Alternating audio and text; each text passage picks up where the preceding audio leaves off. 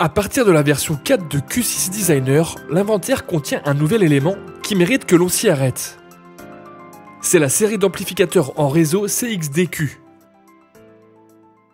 Pour en ajouter un à votre projet, cliquez sur l'icône plus dans le panneau Inventory, sélectionnez Amplifier, puis un des 3 modèles. Même s'ils sont rangés dans la catégorie des amplificateurs, ils seraient tout aussi à l'aise dans la section des périphériques. En effet, ces nouveaux amplificateurs sont uniques car en plus d'amplifier les signaux à destination des enceintes, ils servent également de connexion d'entrée à distance pour le système. Les amplificateurs CXDQ sont dérivés des amplificateurs révolutionnaires de la série CXD, mais ont été spécialement modifiés pour s'intégrer à Q6. En face arrière de chaque amplificateur se trouvent des entrées micro-lignes, car cet appareil a les fonctionnalités d'un amplificateur à dataport et d'un châssis I/O-Frame doté d'une carte d'entrée micro-ligne. Vous pouvez faire glisser le composant input dans votre projet et le traiter comme n'importe quelle autre carte d'entrée-sortie, et adresser le signal audio où vous le souhaitez dans votre projet.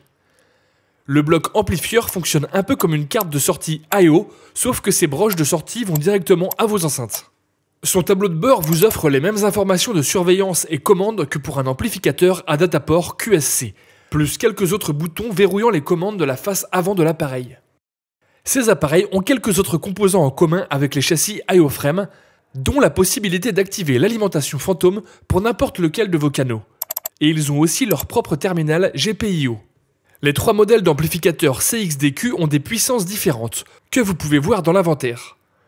Les CXDQ 4.3 et 4.5 peuvent par exemple fournir une tension de 70 volts, mais pas le 4.2. Quel que soit le modèle choisi, tout fonctionne de la même façon dans le logiciel Designer.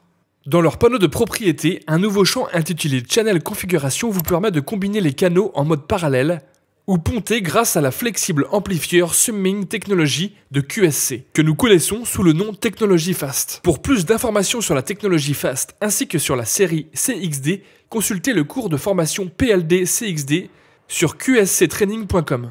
Chaque fois que vous changez la configuration des canaux de votre amplificateur, ce qui peut être nécessaire quand vous déployez pour la première fois votre projet, il faut confirmer manuellement ce changement sur la face avant du CXDQ.